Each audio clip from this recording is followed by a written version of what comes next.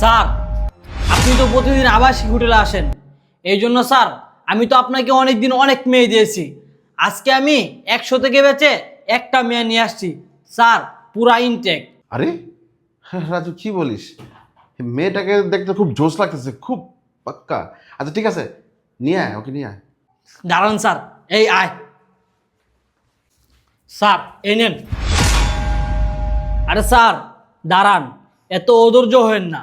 এই মেয়ে শুধুমাত্র আপনার জন্য আনছি। আপনি হলেন আমার এই আবাসিক হোটেলের 1 নম্বর কাস্টমার। আপনাকে কি আমি 2 নম্বর মাল দিতে পারি? স্যার, আপনাকে খুশি করাতে পারলে তো আমার পকেটটা গরম হয়ে যাবে। আরে রাজু, কি বলিস তুই? এই পর্যন্ত যত মেয়ে আনছিস, তোকে কি আমি ঠকাইছি? ঠকাই নাই। আচ্ছা যাক, মেয়েটাকে তো দেখে মনে হচ্ছে যে নাডুস নুডুস পুরা পাক্কা। বল, এই মেয়েটাকে তোর কত রেট দিতে হবে বল?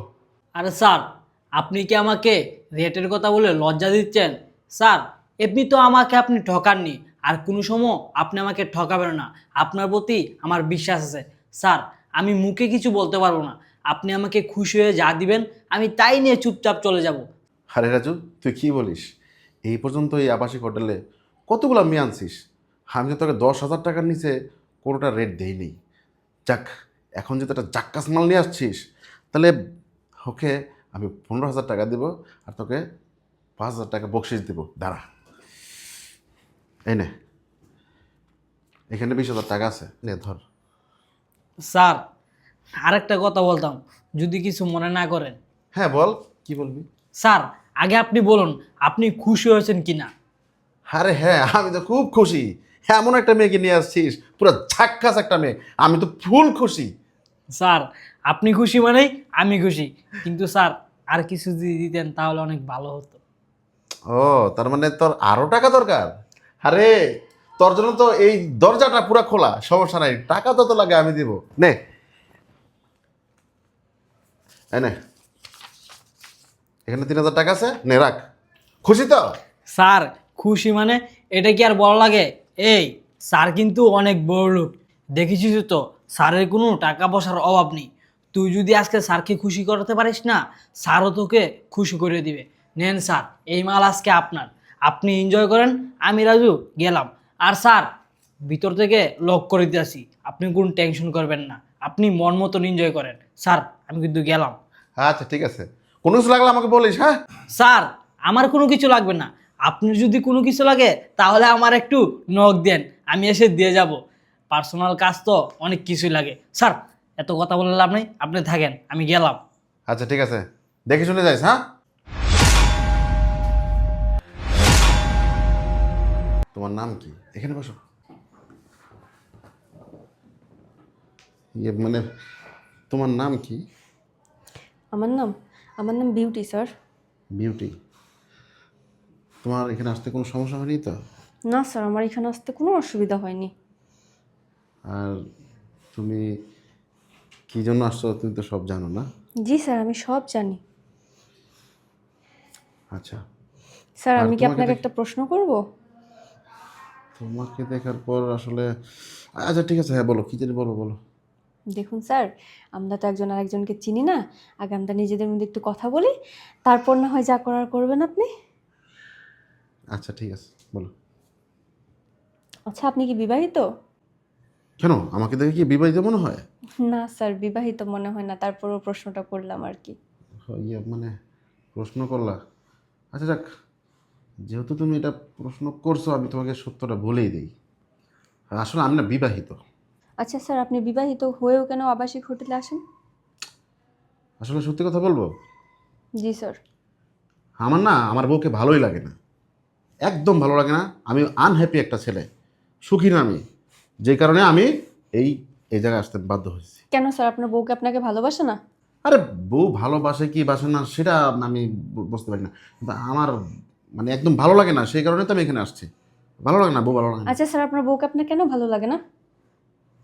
কেন ভালো লাগে না? আরে তুমি জানো না, দেখতে শুনতে শালা কেমন ধুৎ, একদম আমার পছন্দ হয় না। আমি তো বিয়ে করতে চাই নাই ওরে, আর তারপরও বিয়ে করার পর মানে একদম মানে কি বলবো, একদম টোটাল আমার ভালোই লাগে না। আচ্ছা স্যার, আপনার বউকে আপনার প্রত্যেকটা প্রয়োজন দেখে না? দেখো, প্রয়োজন দেখে কি দেখে না এগুলো নিয়ে মানে আমি তোমাকে কিছু বলতে চাই না। মোট কথা মানে একটা কথাই বলি, আমার না মানে ওকে আমার দেখতে মনে চায় না একদম। আচ্ছা স্যার, আমাকে দেখে আপনার কেমন লাগছে? তোমাকে দেখে আর জি। তোমাকে দেখে তো আমার খুব ভালো লাগছে। তুমি তো মানে তোমাকে পরি বললেও ভুল হবে। তুমি তো সুন্দরী তরুণী, অনেক অপরূপা। আচ্ছা স্যার, আপনি কি রোজ এখানে আসেন? হ্যাঁ, আমি প্রতিদিন এখানে আসি। আসলে আমার তো টাকা পয়সার কোনো অভাব নাই। আমি এই দেখলাম না, এই যে ছেলেটা কি ব্যবহারটা আমার সাথে করলো, কেমন খুশি। টাকাই সব, বুঝছো? আমার কাছে তো অনেক টাকা পয়সা আছে, সেজন্য আমি অ্যাশ করি, মাস্তি করি। আমার উপরে আর কি আছে বলো? আচ্ছা স্যার, আপনি যে প্রতিনিয়ত মেয়েদের পিছনে এত টাকা খরচা করেন, এই এত টাকা আপনি কোথায় পান? কি করেন আপনি স্যার? আরে রাখো তো, আজকে তোমাকে সারা রাতের জন্য কন্ট্যাক্ট করেছি। তুমি আমার, আমি তোমার ভালো একটা সময় কাটাবো। আর আমি কোথা থেকে টাকা ইনকাম করি না করি কি করি এগুলো আমি তোমাকে বলতে চাচ্ছি না। এগুলো কথা বাদ দাও, চলো না আজকে সারা রাত তোমার সাথে একটু রোমান্স করি। আজকে তো রোমান্সের দিন। স্যার, সারা রাত তো আমি আপনার সাথেই আছি, একটু কথা বলি না আপনার সাথে আমি? আরে না, কথা বলার সময় নেই, এত কথা বলার দরকার আছে নাকি? চলো তো রোমান্স করি। স্যার, রোমান্স তো করবো, আজকে সারা রাতই পড়ে আছে, প্লিজ আমরা আগে একটু কথা বলে নিই, প্লিজ স্যার। আচ্ছা ঠিক আছে, বলো। স্যার, হয়তো জিজ্ঞেস করছিলাম আর কি, যে এত টাকা যে আপনি মেয়েদের পিছনে নষ্ট করেন, এই টাকাগুলো আপনি কোথায় পান স্যার? এটা কি তোমার না জানলে হয় না? স্যার, খুব জানতে ইচ্ছা করছে, বুঝতেই তো পারছেন, আমি তো আপনার ইচ্ছা পূরণ করবো, আপনি আমার এই ছোট একটা ইচ্ছা পূরণ করবেন না? ঠিক আছে, ইচ্ছা পূরণ করবো, বাট অন্য কিছু বলো। তোমার টাকা লাগবে বলো, পয়সা লাগবে, গয়নাগাটি লাগবে, গাড়ি বাড়ির সব কিছু আমি তোমাকে দেবো, ওইটা বলো। এগুলা কি বলো? না স্যার, আমার কিচ্ছু লাগবে না, আমার এমনিতে আপনাকে খুব পছন্দ হয়েছে, আমি শুধু জানতে চাচ্ছি যে আপনি কি করেন। ঠিক আছে, তুমি যেহেতু এত করে বলতেছো, আমি তোমাকে সত্যি করে সত্যি কথাটা বলে দিচ্ছি। দেখো, আমার স্ত্রীর অনেক টাকা, আমি স্ত্রীর টাকাই চলি। আমার স্ত্রীর দুটো কোম্পানি আছে, সেই কোম্পানিতে অনেক কর্মচারী, অনেক চাকরি বাকরি করে মানুষ, অনেক টাকা পয়সা। তো আমি ওই টাকা দিয়ে আমি আবাসিক হোটেলে এসে অনেক মস্ত মাস্তি করি, অনেক মেয়েদের সাথে সময় কাটাই। দেখলা না ওই ছেলেটা কিভাবে আমাকে সম্মান করলো? কেন করে? এই যে টাকা, টাকাই সব। আমার স্ত্রীর টাকা দিয়ে আমি এখন অনেক হ্যাপি আছি। আচ্ছা স্যার, আপনার স্ত্রীর এত টাকা পয়সা থাকতেও আপনি আপনার স্ত্রীকে পছন্দ করেন না কেন? আপনার ভালো লাগে না কেন তাকে? না, আমার স্ত্রীকে একদম ভালো লাগে না, একদম পছন্দ হয় না। আসলে মূলত কথা হচ্ছে কি, দেখো, এই যে তুমি যে কত সুন্দর, আমার স্ত্রী না তোমার মতো এত সুন্দর না। দেখো তোমার হাতগুলো কত নরম, ওয়াও, নাইস, পুরো ফ্যান্টাস্টিক, তুলতুলে। আচ্ছা স্যার, আপনি কি আপনার স্ত্রীর হাত কখনো ধরে দেখেছেন যে তার হাত কতটুকু নরম আর কতটুকু শক্ত? হ্যাঁ ধরছিলাম তো, শক্ত, ভালো। আচ্ছা, তাই নাকি? তুমি তোমার বউয়ের হাত ধরে দেখে আসছো কেমন? মানে তুমি এখানে? হ্যাঁ, আমি এখানে। আমি যদি আজ এখানে না আসতাম তাহলে তো আমি জানতেই পারতাম না তোমার সম্পর্কে, তাই না? আসো, আরে আসো, আসো।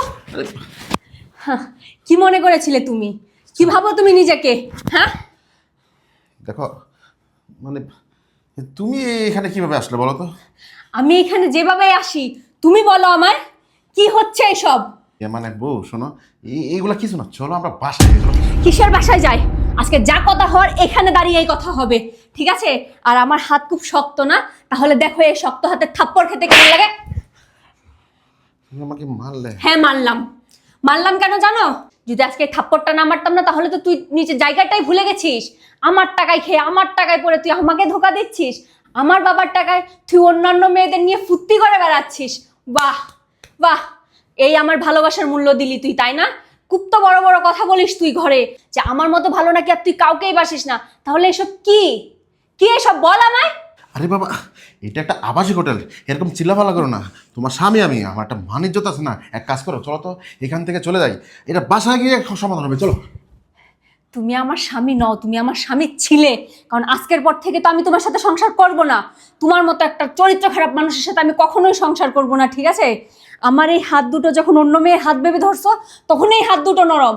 আর যখন তোমার ঘরের বউ হয়ে এই হাত দুটো তোমার কাছে আসে, তখনই শক্ত হয়ে যায়, তাই না? আমি ঘরের বউ, আমি ভালো না? অন্য সব মেয়ে ভালো।